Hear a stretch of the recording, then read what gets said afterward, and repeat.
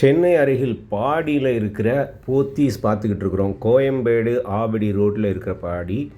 படவேட்டம்மன் கோவிலுக்கு எதிர்த்தா போல் இருக்கிற சந்தில் இருக்கிற நாம் பார்க்க போகிற திருக்கோயில் விநாயகர் சன்னதியை நம்ம முதல்ல பார்க்குறோம். திருஞான சம்பந்தர் அப்படின்னு அந்த தெருவுக்கு பெயர் கொடுத்துருக்காங்க. சன்னதி தெரு. நம்ம பார்க்குறது திருவலிதாயம். ஒரு 15 வருஷத்துக்கு முன்னாடி நான் இந்த திருக்கோயிலுக்கு சென்றதுக்கப்புறம் இப்போ மறுபடியும் இந்த கோயிலுக்கு செல்கிறேன். பாடல் பெற்ற ஸ்தலம். திருஞான சம்பந்தர் நமக்காக 1000 வருஷங்களுக்கு முன்னால் தமிழ்நாட்டில் இருக்க பல கோயில்களுக்கு சென்று பாடியிருக்கிறாரு. அதில் ஒரு பாடல் பெற்ற கோயில் தான் திருவலிதாயம். ரொம்ப சிறப்பான ஒரு கோயில் நம்ம சென்னையில் இருக்குது. அப்படின்றப்போ இதையும் நாம் ஞாபகம் வச்சுக்கணும்.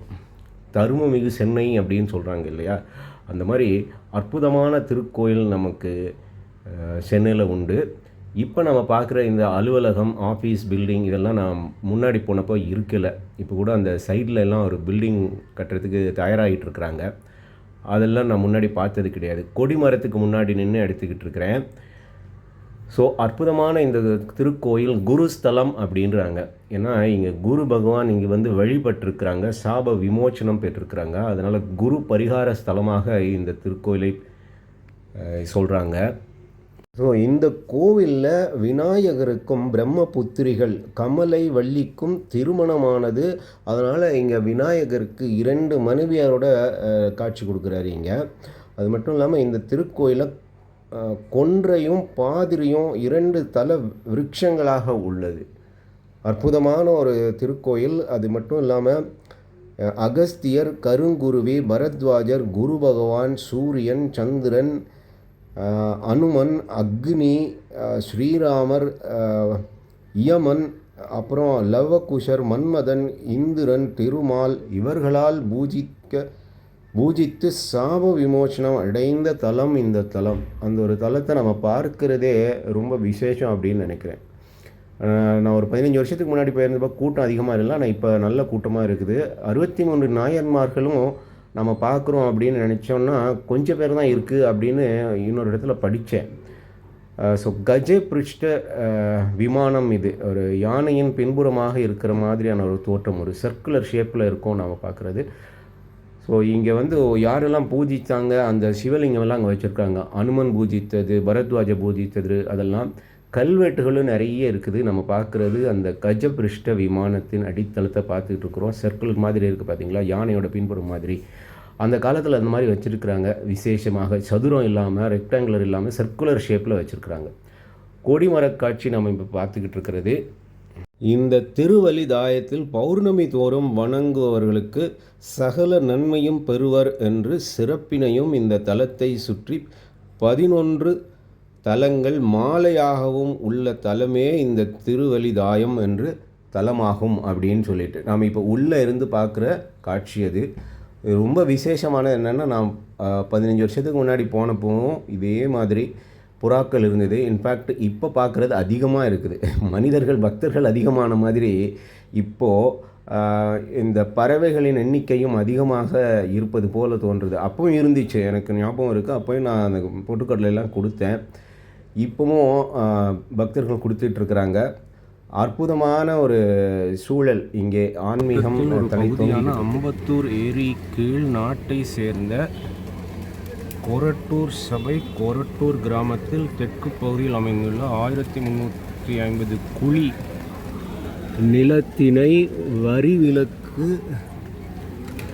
வரிவிலக்கு விற்கப்பட்டுள்ளது. இந்த நிலம் திருவலிதாயம் கோயிலின் மகாதேவருக்கு நந்தா விளக்கு எரிப்பதற்கு விற்கப்பட்டுள்ளது. இதன் மூலம் கோயில் பூசாரிகள் நிரந்தரமாக விளக்கை பராமரிக்கவும் ஒப்புக்கொண்டுள்ளனர் அப்படின்னு ஒன்று போட்டு ஒரு கல்வெட்டு போட்டிருக்காங்க.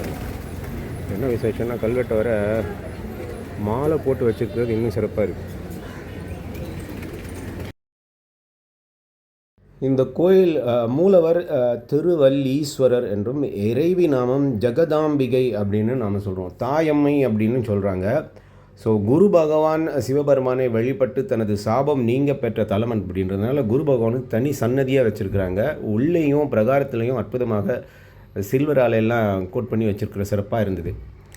ஸோ இப்போ நம்ம மறுபடியும் இந்த புறாக்களை காட்சிப்படுத்திடுவோம். ஏன்னா எல்லா வயதை சேர்ந்தவங்களும் வந்து அந்த புறாவுக்கு தீனி போட்டு, பொட்டுக்கடல, அரிசி ஏதோ ஒண்ண குடுத்துக்கிட்டு இருக்கிறது ஒரு அற்புதமான ஒரு ஆன்மீக அதிர்வலைகளை குடுத்துக்கிட்டு இருந்தது. அதுவே ஒரு மகிழ்ச்சியாக இருந்தது. சின்ன குழந்தைங்களும் சரி, பெரியவங்களும் சரி, இளைஞர்களும் சரி. ஸோ கோயில் நந்தவனத்த நம்ம பார்த்துக்கிட்டு இருக்கிறோம். அதுவும் சிறப்பாக இருந்தது. அந்த நந்தவனத்தில எல்லாம் தேவாரம் இதெல்லாம் எழுதி வச்சு யாரோ ஒரு புண்ணியவான்கள் இந்த சிறப்பான ஒரு வேலைய பண்ணிட்டு இருக்கிறாங்க.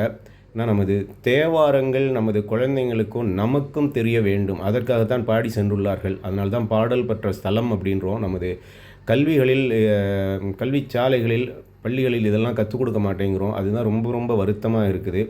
வெளிநாடுகளில் அனைத்து மதத்தையும் அனைத்து மாணவர்களுக்கும் கத்துக் கொடுக்குறாங்க. நம்ம நாட்டில அது எப்போது வரும் என்று தெரியவில்லை. ஸோ இப்போதைக்கு நாம இந்த மாரி பதிவிட்டு அது ஒரு விழிப்புணர்வா சொல்லலாம். நமது பள்ளிகளில் நாம் கண்டிப்பாக தேவாரங்கள் எல்லாம் கற்றுக் கொடுக்க வேண்டும். இந்து மாணவர்களுக்கு குறிப்பாக. கருங்குருவி ஒரு சாபம் நீங்க இந்த இறைவனை வழிபட்டதனால் தான் திருவலிதாயம் அப்படின்ற பெயர் பெற்றது அப்படின்னு ஒரு இடத்துல படித்தேன். ஸோ கோவிலின் இருபுறமுமே நம்ம பார்க்க முடியுது. லெஃப்ட் அண்ட் ரைட் சைடு புறாக்கள் அதுக்காகவே ஒரு தனி இடத்த ஒதுக்கி வச்சுருக்குறாங்க. அது ரொம்ப சிறப்பாக இருந்தது. ஏன்னா இவ்வளவு பராமரிச்சுக்கிட்டு இருக்கிறாங்க பார்த்தீங்களா? அதனால தான் அந்த பறவைகள் வந்து சென்று கொண்டு இருக்கிறது. சனாதனம் என்றாலே எல்லா உயிரிலையும் இறைவன் இருக்கிறார் அப்படின்றது தான் சனாதனம். அதை நல்லா புரிஞ்சுக்கணும். ஸோ பரத்வாஜ தீர்த்தம் இந்த தல தீர்த்தமாக இருக்குது. கோவிலை சுற்றி வந்தோம் அப்படின்னா நாம் பார்க்குறது நவக்கிரக சூரியன் நடுவில் இருக்கிற நவக்கிரகங்கள் சன்னதி தனியாக வச்சுருக்கிறாங்க. எனக்கு இந்த புறாக்களை பார்த்து கொண்டே இருக்க வேண்டும். அந்த புறாக்களுக்கு தீனி கொடுத்து கொண்டே இருக்க வேண்டும். நம்ம கையிலேயே வந்து சாப்பிடுவாங்க. அங்கே பாருங்கள், கையிலேயே வந்து நம்ம கொடுக்க முடியுது. புறாக்கள் வந்து சாப்பிடுது. குழந்தைங்க பெரியவங்க எல்லாரும் அதை ட்ரை பண்ணிகிட்டு இருக்கிறது. அதில் ஒரு சந்தோஷம், அதில் ஒரு மகிழ்ச்சி. அது கொத்தி சாப்பிட்றப்போ நம்ம கையிலேயே கண்டிப்பாக போய் ஒரு வாட்டி இதெல்லாம் ட்ரை பண்ணி பாருங்கள். உங்கள் குழந்தைங்களோட கோயிலுக்கு போயிட்டு வாங்க. ரொம்ப முக்கியம். நிறைய புண்ணியம் நமக்கு கிடைக்குது. அதுதான் நம்ம சண்டே வேலையாக இருக்கணும். வேறு எங்கேயாவதெல்லாம் போகிறத விட்டுட்டு நம்ம முன்னோர்கள் கட்டி கொடுத்த கோவில்களை நாம் பாதுகாப்போம். கோவில்களுக்கு சென்று வழிபடுவோம். நமது தலைமுறைக்கு அடுத்த தலைமுறைக்கு நமது முன்னோர்கள் நமக்காக கட்டி கொடுத்த கோவில்களை பராமரித்து உழவார திருப்பணிகள் செய்து குழந்தைங்களுக்கு தேவாரம் எல்லாம் கற்றுக் கொடுத்து பக்தி நெறியை நமது மன்னர்கள் இதெல்லாம் பண்ணியிருக்கிறாங்க. கல்வெட்டில் சொல்லியிருக்கிறாங்கன்னு சொல்லியிருக்கிறாங்க. ஒரு 1000 வருஷத்துக்கு முன்னாடி திருவெண்காட்டிலிருந்து அந்தணர்களை வரவழைத்து அவங்களுக்கு நிலம் எல்லாம் கொடுத்து நெல்லெல்லாம் கொடுத்து இப்போ கூட அதில் நான் பார்த்தோம் விளக்கேற்றுவதற்கெல்லாம் மன்னர்கள் எல்லாம் ஏற்பாடு பண்ணியிருக்கிறாங்க. இவை இன்று நாம் செய்ய வேண்டும் மக்களாட்சியில்.